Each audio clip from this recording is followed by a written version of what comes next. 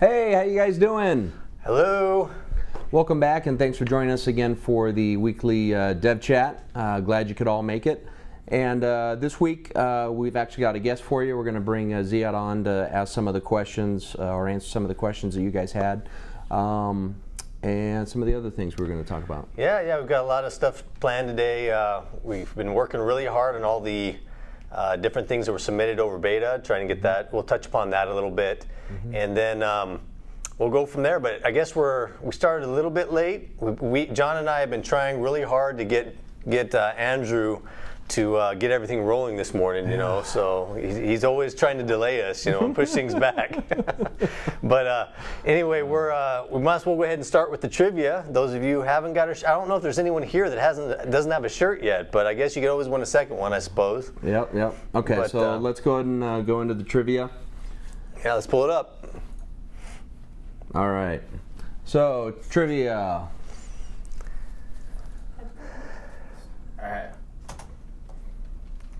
All right, this week I want to let you guys know I went a little easier on you.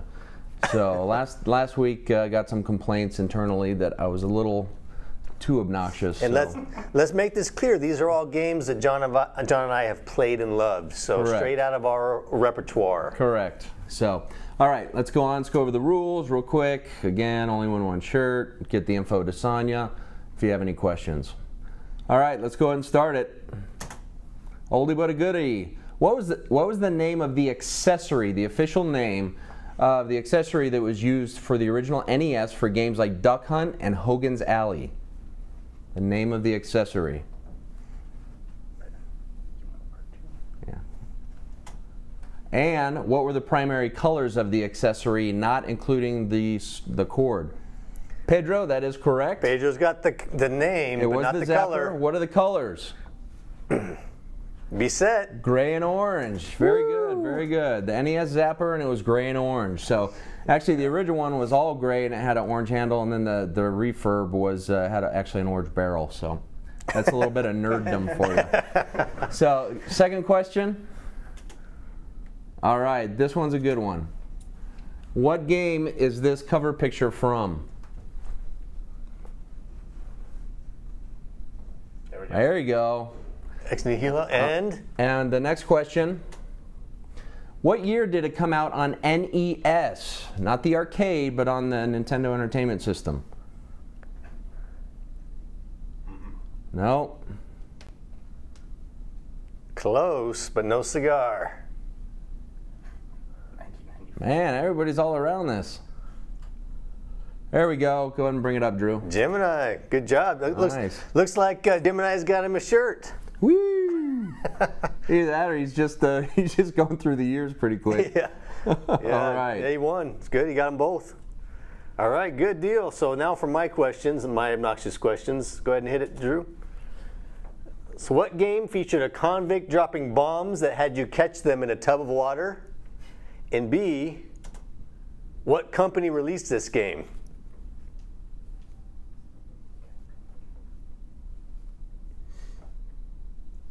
Went old school on you guys.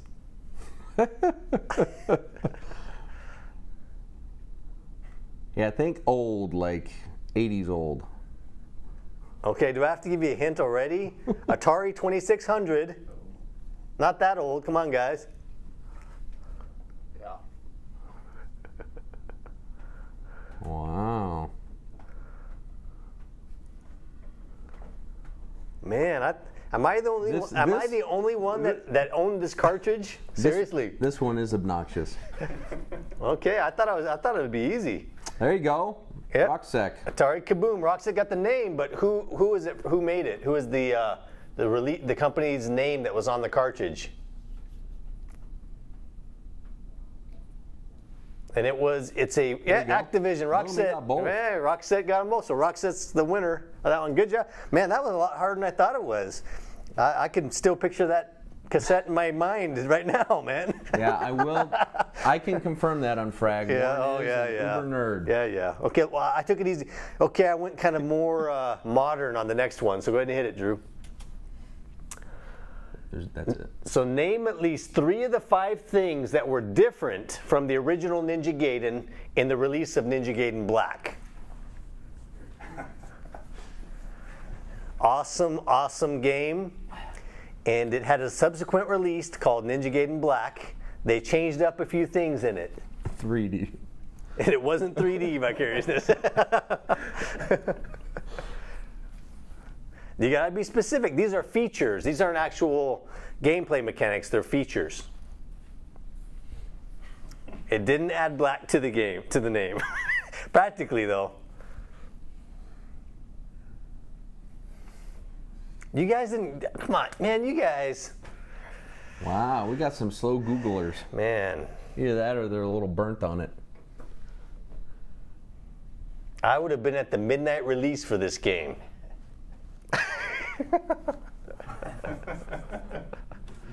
All right, you guys. Wow. Man. Okay, I thought you guys would know this for sure. All right. All right, we're going to have to give them a few. Scroll one up there, Drew. Okay. Had some Xbox Live rankings that the original didn't have. Good to hit one more. It was way harder. It was like ludicrous, the level of difficulty. More levels. Yeah, it did have more levels. Hit it. Go ahead, hit one more. Increased missions. Yeah, very good. And hit one more. Hurricane packs, which are added content as well. And go ahead. Had a few new cutscenes. 5 things that were different about it. So all right, good guys. So I'll leave it up to Sonia if she wants to give it to Bloody Little for that. So good. Yeah. All right. So what the plan is I'm going to step out and let Z come in. You guys had asked him about seeing some things. So he's going to come on, talk to you a little bit, warm up your Z questions, anything with concepting or vision or art direction. He can kind of help you out with those. And so now's the time to get those out. And we've got some things we want to let you guys see. And he's going to kind of talk to those. So I'll turn it over to Z. In Unfragged, I don't play chess by myself. It's a computerized chessboard. All right? It's not technically against yourself. All right, good afternoon. Hi. All right, good, guys. Okay. So we'll open it up for anything you guys want to talk about. We like to mix it up a little, have Zyad here with us. You guys know him by now, and he's our art director, so he can answer a lot of things. But we've been getting a lot of questions on the bases. And so we kind of wanted to go over a little bit about the concepts, which Zyad and Andrew actually drew up for the bases. So, and I will tell you that 90% of them are in the game already. There's like 2 of them that aren't finalized yet. So even though we're showing you concepts today, they actually are 3D models that are in the game that we're testing with. But I thought it'd be easier just to show you the concepts instead of having to roam around the game right now during the broadcast. So we'll pull up a few of these, and then I'll let Z describe them. If you have any other questions, just type them up, and we can talk about it a little bit. But go ahead and throw that. Well, first of all, I want to make a clarification. We talk about Andrew and Andrew. And we actually have 2 Andrews in the office. One we call Drew, and one we call Runkle. And Runks are the Runk Andrew is our concept artist extraordinaire that I work closely with, and then Drew is our man. He makes it happen. So, okay. It's scary. You didn't know he was that close to me, did you? All right. So okay. So are there any questions that I can answer, I suppose? Yep, good. So let's go ahead and we'll pull up some of the concepts and just go through them, and you guys, we can talk about the buildings themselves or whatever. So go ahead and pull up some of the concepts there. Start with the first ones. Then go ahead and, what are these ones?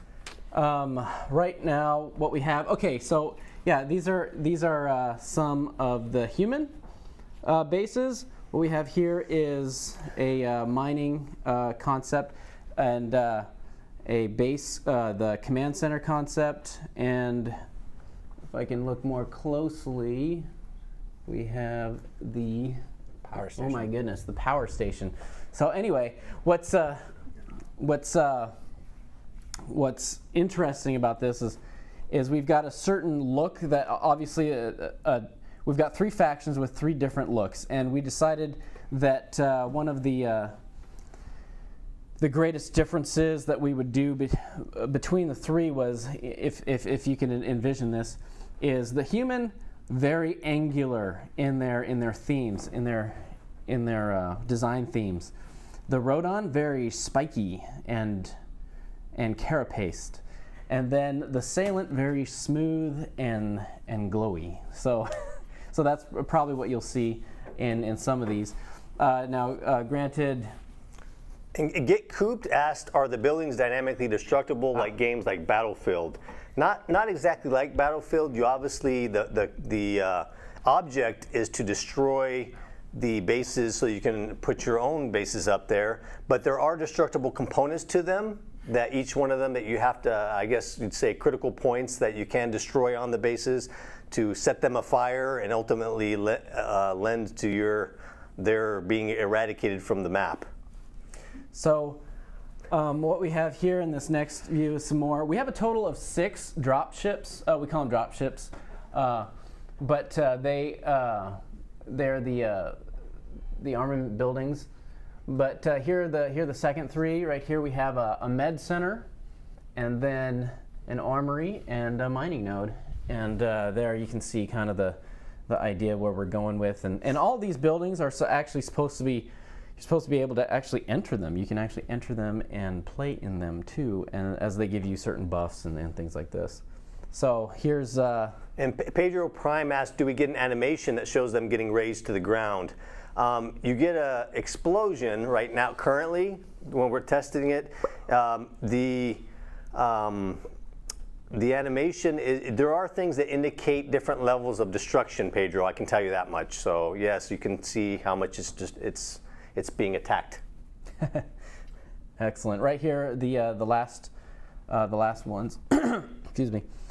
This is a gun turret concepts that we put together. We put together some concepts for mobile missile launchers and mobile cannons and things like this. But they're deployable turrets that would be perimeter-based defenses. So next. Okay, there's some.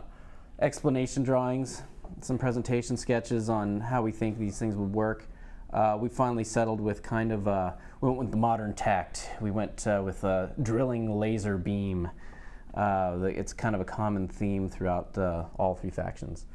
So, I'm noticing a trend here with the compliments. I want to forward art compliments actually onto the team, because actually they're the ones that really make it happen for the game. I get a lot of personal compliments on the art. It is not me alone. I think these ones were Runkle, right? Runk and I work together on these closely and on all the concept art. And so I'd like to actually pass on your compliments to the whole team. And defer them as the real heroes that really make it happen. So thanks, team. Okay, yeah, let's go on to the next one. This one is a Rodon compilation, and then we can kind of go through each building one by one, I suppose. So and this one's Z. The team had nothing to do with these. No, I'm just kidding. Whoa, easy. I'm just kidding. There goes my head's gonna roll. They're gonna slit my throat. No, this is obviously a Rodon Armory Lander, as it states right there. Of course, when we do these concepts, they're actually quite a jumping off point for embellishments. As we have the 3D artists, we as concept artists, we get the idea out there, we iterate, and we get them as close to as perfect as we think they look on 2D. And then when we go to the 3D artists and kind of direct them, we kind of push the limit a little bit more. So actually, what you see here is, what you'll see here in concept is close, but really, I think you'll find that that the real drop ships in gameplay are really compelling and enjoyable. Yeah, let's move on to the next one, lest I dwell too long. This is a mining lander here, and as you can see, you can see the different theme and design is a lot spikier, pointy, a little bit more organic. We're getting a little bit of Rodon hate going on here, man. Oh, man. Whoa. It looks like a beehive. Yeah. It's a worker bee. All right, next. There's a command center. It's actually somewhat modeled after the large city Gath Morgus and Gath Zod that you would see in the game. You probably noticed that all the Rodon have this. They have these uniform landing gear platforms, so they all kind of have the same feet, and they're just varied in different size. So it's kind of. And Bissett asked, "What dropship is the first one dropped?" The command center question, and no, it isn't. You have to have. Currently, I mean, I should preface this by saying all these things are subject to change because obviously we are still in testing, as most of you guys know, all of you probably. The command center currently on the list of dropped is third. You have to have 2 other of the bases down before you can drop a command center. So that's, Bissett. Good question though, Bissett. So moving on, power plant, lander. So each of these. I didn't sign one unfragged. Z, that's not fruit. Rocksack says. Okay, so yeah, moving on. Let's just go through them. Each of these have a particular look. Here's a projector, and then lastly the turret. And actually, we did depart somewhat from this design. We actually came up with something cooler. But moving on, let's go take a look at Salent. Salent's kind of in sketch form here. This design actually got heavily modified, but this is an armory concept, and then here's a Salent turret, gun turret, which it seems to be like the studio favorite of. Yeah, I like this one myself. A lot of people like this as far as the Salent dropships are concerned. Here's a sketch of the command center. It's also we did some more asymmetrical treatments on it, so actually it actually has more rounded appearance. Here's a sketch on the medical pod, and I don't know if you can tell from where you're looking, but the theme of the Salent is that they kind of levitate off the ground. They have this platform that, as you can see, this base platform, and it tends to be kind of circular, roundish in design, but the actual dropship floats in that, so they don't actually touch the ground of the planet per se, almost like, they've got this levitation power and so on. So moving along here, we got the mining node. This is also a favorite. And yeah, it looks really cool in 3D. And then the last two, here we have the power plant, which is a low profile form, and shield projector, which kind of looks a bit spiky here, but we've revised it since. So good. So stick around here, Z, for a minute, and yeah, so we can take some questions on those. But we have, like we told you before, there's 7 unique different types of base structure for each faction has their own, and like I said, I think out of the 21, 19 of them have been implemented as of right now, and there's 2 that we have being worked on currently that'll be in the game shortly. So it's really close. So we're releasing next month. No, yeah, I wish that'd be nice. We're working on that hard. Good. So, any more questions on the bases here, guys, or anything else you want to ask Zyad about while he's here? He has a couple more minutes. We can talk, or anything else you want to know about. Does the aspect of buildings change when they are upgraded? Says Shan is. It pretty much changes as you destroy them currently, Shan. But the building itself, once it's there, once you place it, is right now has one form. Not saying that wouldn't change in the future, but it has pretty much the looks you saw on the concepts, except for the ones that Z altered. If you're making a building that requires other ones, what happens to them if the required ones are destroyed? From what I know, that they still function, but obviously they're not going to give the buffs, I suppose, that they would give for the existing buildings. That would. Yeah, you do lose something. If you lose buildings, you do lose something, though. You lose the functionality of that building if you lose it. So it could have a domino effect. Yeah. We'll just leave it that way. And Do we have 7 upgrades total or 7 per building? There's 7 different types of base total right now, and currently the bases don't have upgrades themselves. So, like I said, I'm not saying we wouldn't do that in the future, but we will be addressing that. And the beard makes you look older, Z. Just saying. Yes. Yes, it does. Yep, exactly. Cool.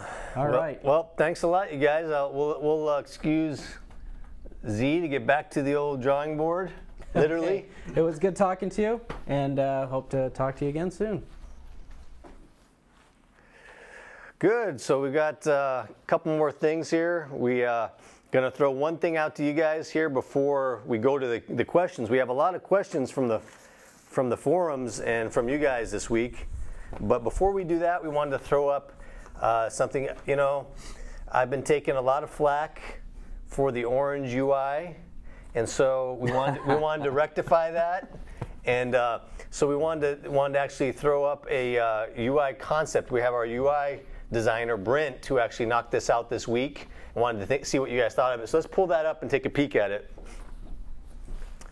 So basically, thumbs up or thumbs down on this one, guys. You know, we just threw up a bunch of the GUIs with the blue, and and we wanted to see if you guys liked it better or not. Yeah, much better. Is it just better because of the blue, or you like? We kind of tried to make it a little more high tech as well.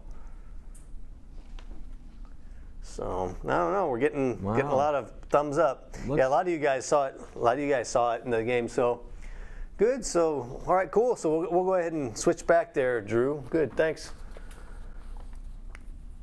So I guess orange is out? I don't know. We're trying to make it color changeable, but anyway. Kind of the blue. How can you go wrong with blue? You know. Well, really? the thing actually we thought about, because I think Warren mentioned last time, we actually started with blue, and it's we were just a little bit. We didn't want to go down the road that blue is kind of the sci-fi color and tire it out. So there is something that is pretty cool about it. So if we can do the changing UI colors for you, then we'll definitely do that. But it looks like you guys like the blue. Yeah, and I kind of feel the same way that Gemini does. The orange looks good, but it kind of washes out. It's too bright. When you have a really bright UI like that, it washes out your icons. When you have the darker blue, it's still nice color, but at the end of the day, you see your icons a lot better. Right. So I kind of feel the same way. So cool. Yeah, we might need to make a few other combinations, but hey, we might stick that in for the next round of testing here. Good. So we have a few things to go over. So let the questions flow. We'll have a few minutes here to get on with some of them. We have a few of them here outlined. Do you want to start off, John? Yeah, Think of anything you want to? I'll go ahead and start off. There's a few, and if you haven't, then now's the time, like Warren said, to throw them out. Will there be the option to declare a war on another clan in your same faction? Currently, no. It's something that we hope you can build your community enough that you don't hate your own faction, and you go out and group together and kill the other factions. So currently, no, there's nothing in the game that's going to allow you to declare war on a clan or a guild in your same faction. Yeah. And someone asked, really? Can just one player destroy an opponent's base? Isn't that too easy with just one guy? Mm-hmm. Well, we said technically it was possible. John or I, you can roll back the tapes. I don't know. We never said anything about it being easy. You know, if that's wrong. Yeah. It would be extremely, extremely difficult to do. But there are ways that it could be done, and I'm sure you guys are clever. You'll probably figure them out. But not easy. Okay.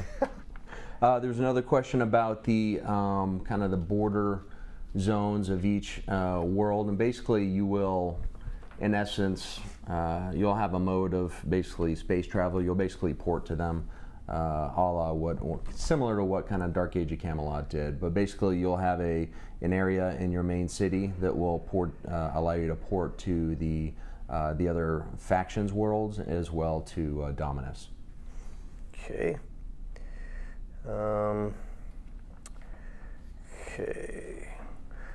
Can you elaborate on the mechanic of opening up the mines area? Is it based on base control, resources, or some other mechanic? Currently, it is based on base control. So whoever owns the most bases has control of the mines, pretty much at this point. One of the things, there were questions about, are there going to be secret entrances and things like that? One of the things that we have designed into the game with a lot of the caves and especially Dominus in general is that you will have secret areas that we want you to find and explore, and hopefully you're able to find cool things. And when you get into this, again, like we said from the get-go, we want you to get out and explore and look for different things that, you know, even if I remember back to some of the earliest games that almost had kind of a sandbox setting, that you'd be able to go out and find stuff, which is very cool. So we definitely want you to be able to explore, and they'll be hidden in secret things in the instances as well as in the world. Okay, wow, this question on bounty hunters has kind of opened up a can of worms. Yeah, I saw I don't know if we really want to go there. I think Sonia would really hate it if we answered this one. Quite a lot. So let's answer it. Sure. So the question is there any more info on bounties and how they'll play out? Is there a min-max bounty? So there is a min, but no max. I'll put that. So, you know, and I'll preface this. This is all in testing, so all of this is totally subject to change. John, as we put these mechanics in, we're trying to actually keep you guys from gaming the system, so to speak. I know that's extremely challenging, and so as you guys go in and game the system, we're going to have to make adjustments, obviously. But so right now, there is a fairly decent minimum. We didn't want just lobies coming in and placing bounties on high-level characters. So it didn't make any sense to us. So, but there is no max. I'd imagine over time bounties will grow to an amount that if someone can elude capture, you could have a pretty significant bounty on your head. True. And then, are there limits on whom you can place a bounty? Currently, there isn't a limit on that. Mm-hmm. You know. And one of the things we're actually looking at limits as far as the number of people that are signing up for a bounty, because we want it to be something that, like Warren said, you're going to have the funds to be able to place the bounty, so there's a minimum on that. And then it's going to be something that is sought after to go hunt these bounties down. So that's something that we want to keep in mind.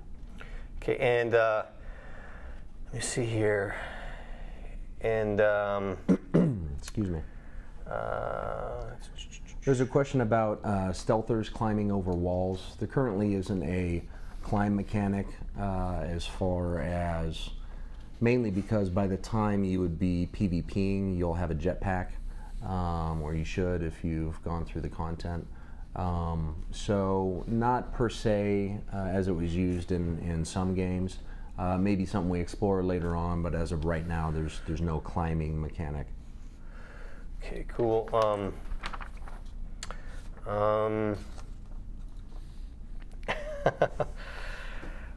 Is group size still going to be 6, or is there enough argument to change it to 8? Well, I didn't see anything on an argument. Yeah. Currently it is 6, but obviously that is something we're testing. So we'll see in the testing. Those of you who are in the test, just let us know if you think you need more people. I don't think you guys will find that, though. I think you'll find that's better for the overall group to keep it small and close-knit. Okay. There's some questions about Vicariousness had a question about a detaunt for healers. One of the things that we're currently tweaking is the whole kind of threat aggro mechanic, and we want there to be quite a bit of variance in the combat so that it's not just one guy standing there and all you have to do is just spam one guy. So the design is that combat is a bit more dynamic. Things can happen. The mobs or NPCs can vary more as far as who they target. So healing is going to be a bit more active rather than just a spam of damage across the board. So if a detaunt's needed, we'll look at that. Right now it's not there because we haven't found a need for it, but if it is, we definitely put it in.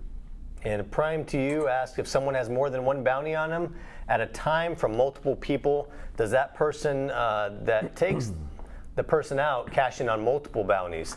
in theory, they could prime to you, but you have to actually take the bounty and have it in your list, so to speak. You know, you actually have to go and collect and actually have them for you to collect. So if you don't have ones that are on that person in your list, you technically wouldn't collect all of them on it. But yeah, if you collected all of them from the bounty list, you could collect multiples. Okay, and Sam Vanis had a question about dual targeting. I'm not certain if you mean like a focus type target. If that's what you are asking, we are looking to do that, but if you want to expand a little bit more, that would let me know. Yep. Can a Gemini troll ask, can I plaster my guild logo on the bases so we own, so everyone know who's the boss? I don't know about plaster them all over. There are designated areas for that, so people should know who's the boss, Gemini. I see your question, Sam. We'll look at that. Currently, right now, we have it set up that if you want a focus, and we haven't designated that to be enemy or ally, so that's something we can expand on. Cool. And someone asked, has there been any continuation on the question that I asked last week about dynamic weather? And as a matter of fact, that's not a planted question.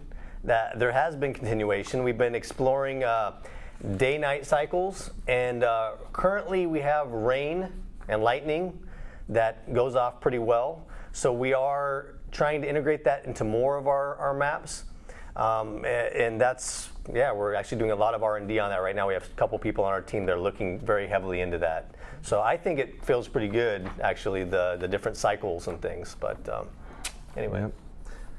There's a question about housing, because we had mentioned it. The idea that we're looking at and what we'd like is that the housing is an instance, but we don't want it to be you just run along and there's a house in the middle of the road. So there will be some semblance of order into where the houses can be, but the idea is that you're not zoning into a small little area that's just for houses. The idea is that it's part of the world, but we plan to orchestrate a little bit better than just dropping something in the middle of the road, that you would have specific spots that hopefully with the style of the houses and the landscape it would fit in and not detract from the aesthetic of the game that Z spends so much time on. Okay. There's a question about items. Ask about if there's items that are bound. Bind on pickup's pretty common, and a few other things I'm sure you guys think of. Can I give my alts hand-me-down equipment if it's not too banged up? What do you have to say on that? Again, since most of what we're doing and the epitome of the item world is crafted items, we do not have them set as bind and pickup, so you will be able to hand them down. There is a durability factor, so they will diminish. So if they do get beat up, that's something you'll have to take into account. But we want you guys to use the items, so you'll have to decide, do I hand it down or do I basically tear it apart, salvage it, use the materials to make something better? Okay, and another good question. Just curious, how far along are you guys in development? Something that would be nice to know for tomorrow's interview is how close are you to final testing in a release window?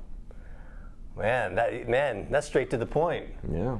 I don't know that we can answer that. Sonia, can we answer that? I gotta wait for Sonia to see if she's still awake. She's probably asleep on her keyboard.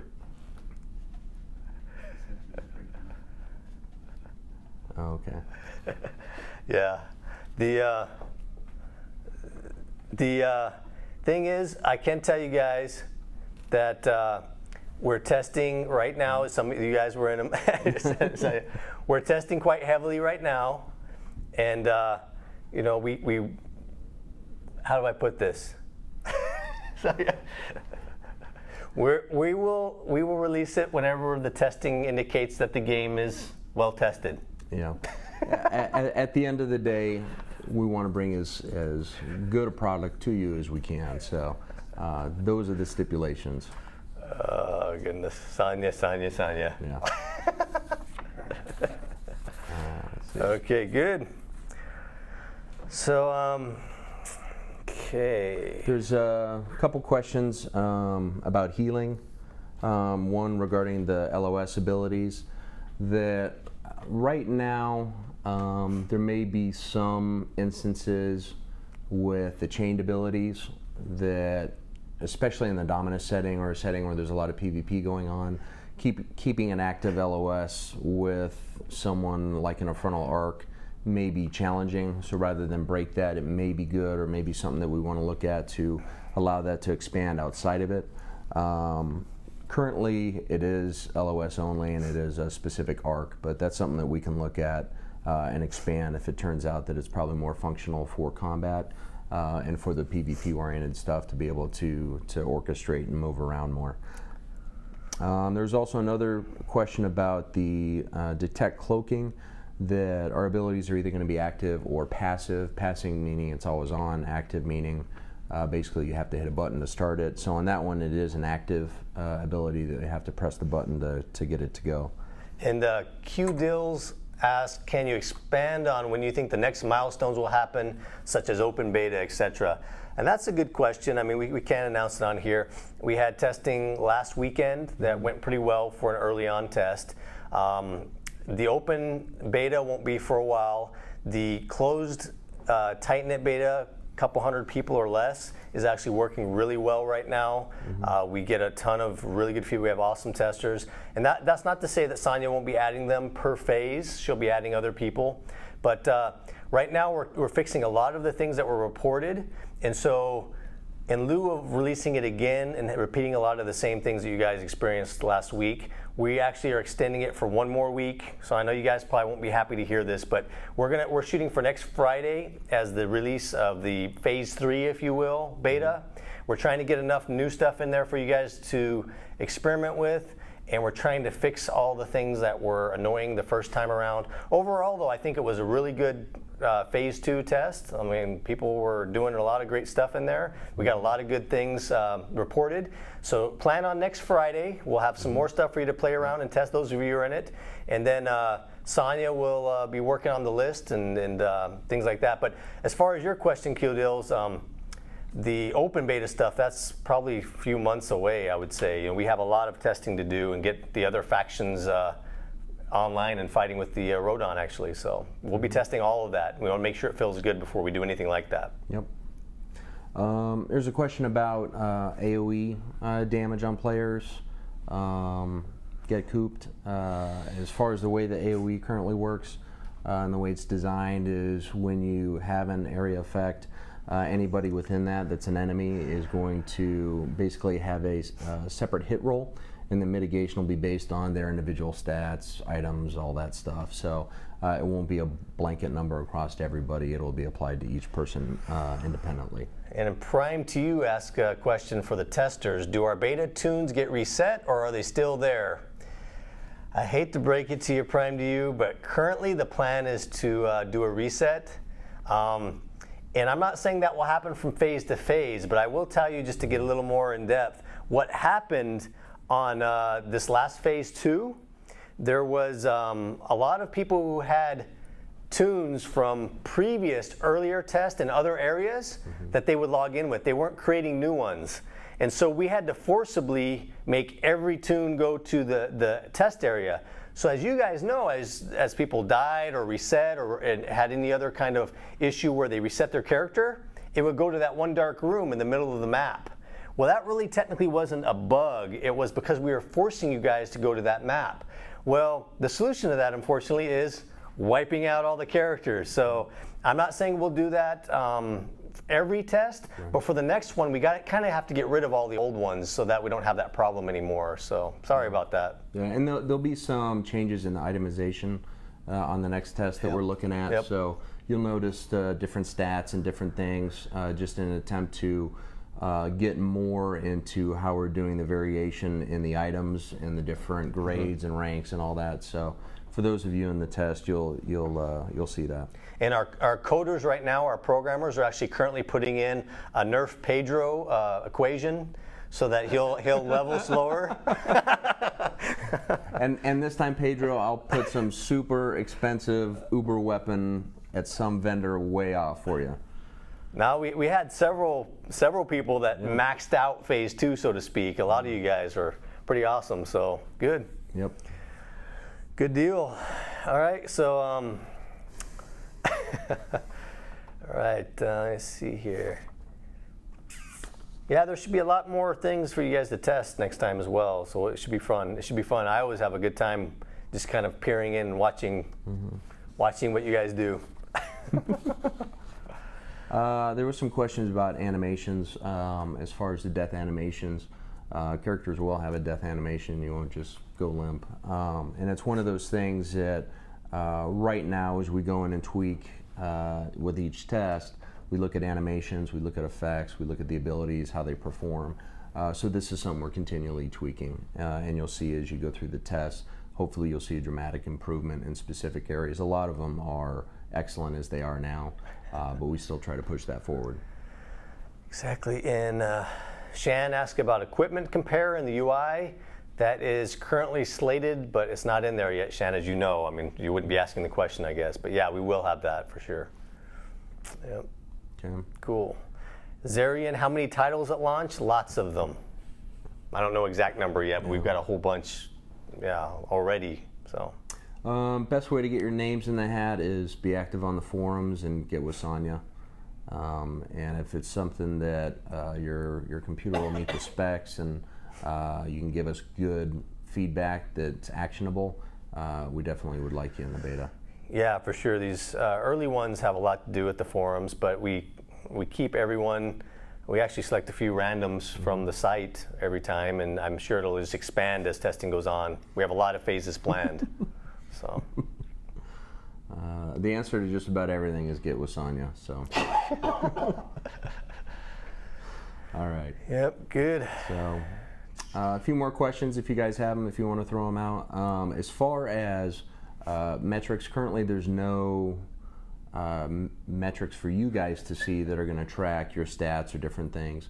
So we do have things for that, but they're not exposed currently to you. So that's something that we'll look at in the future. But currently there isn't. You'd actually just kind of have to do it on your own. Yeah, and Prime to you ask about, is there going to be hidden merchants to find in beta, weapons or jetpacks, or easy to get to merchants? You never know, Prime. That's kind of the thing about the game, there may be some hidden things in there. I will tell you once again, as in phase 2, jetpacks aren't the focus of phase 3 testing, so whether you probably won't get one right off the bat or have an easy merchant to go and get one. You'll have to kind of start at the beginning, so to speak, and that's what we're testing. We're testing how it works each time. Let's see here. We won't have it active to where you can loot people that you can kill. Yeah. The idea is that you're not looting your own faction on that. Yeah. So. Yeah. We may have to turn off friendly fire, actually. Yeah. Well, we actually jumped in and found that it was in some parts a gank fest. So we. No, it wasn't really so bad. It's just the few of you. Gankers, ruin it for the majority. It's always the few. It's always the few. Always those few. So, bring out the band hammer. Yeah. So, anyway. Yeah, Bloody Little asked for a combat vid next week, and that's a good thing. Just so you know, we are shooting for a video next week. We really appreciate you guys tuning in and asking us these questions and talking with us, but we are planning on videos. We like to put stuff in here as much as we can for you guys to give us your feedback on. So, yep, next week you can count on a video. We'll work up something. Right. We'll get Zyad to whip something together. And a follow-up before you get cooped, it'll be a fixed damage that'll be applied to everybody in the area. It won't be a fixed amount that is dispersed amongst everyone. So an amount for each person rather than one amount for everybody that's divided. Hope that makes sense. Yeah, and Zarian asks if there are a lot more devs on the forum. Will we see them on the stream? Maybe if John and I can coax them into getting on here. Yeah. The only brave ones so far are Zyad and Luke. I guess you guys scare them all off. Yeah. It's not for lack of trying. Yeah. Let's see. Yeah. Good. I think that's I think that's about it. We'll take one or two more if you guys have. Yeah, we're wrapping up here, guys. See anything else? Let's see here. Currently, it's open get coop, so it is free for all. Okay. Good. Well, we'll go ahead and wrap it up, you guys, and we'll look forward to having more content, more things for you next week. We're going to be preparing for the beta and get a new round of videos for you, and we're going to crank it up another notch next week. So hope to see you guys around. Thanks for tuning in. All right. Bye-bye. See ya.